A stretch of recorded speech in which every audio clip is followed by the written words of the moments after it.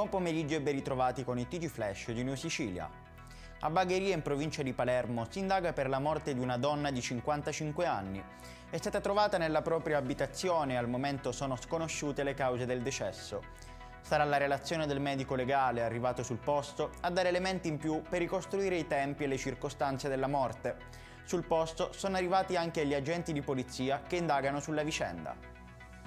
Un incidente si è verificato intorno a mezzogiorno a Gravina, in provincia di Catania, esattamente in via Etnea, arteria che collega lo stesso comune etneo con Catania, poco prima dell'ingresso della tangenziale, non lontano dal centro commerciale Catanè. L'impatto ha visto coinvolti due mezzi, un tir e una motocicletta di grossa cilindrata. Pare che il conducente di quest'ultima sia finita infatti sotto il mezzo pesante. Raccoglie un petardo da terra e gli esplode la mano. Succede a un 12enne di Carini durante la notte di Capodanno. Arrivato al pronto soccorso dell'ospedale Cervello di Palermo in condizioni gravi, rischiava di perdere la mano, ma grazie al risultato dell'operazione gli sono state salvate due dita.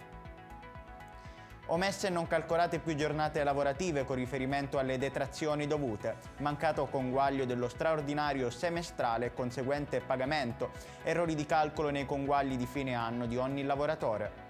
Anomalie nelle procedure di paga dei salari dei dipendenti MTS Catania SPA e la denuncia di Faisa Cisal, il sindacato più rappresentativo interno alla società di trasporto pubblico.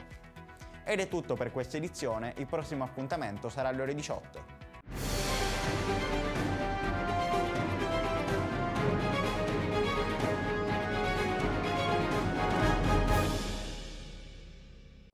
Natale ad Acireale. Dall'8 dicembre all'8 gennaio, nel centro storico, mercatini, circuito dei presepi d'arte, la casa di Babbo Natale, la pista di pattinaggio sul ghiaccio, concerti musicali nelle chiese, laboratori, il trenino turistico natalizio, oltre a tante iniziative di solidarietà. Il 24 dicembre alle ore 20, Uzzukku, tradizionale accensione. L'amministrazione comunale augura buone feste.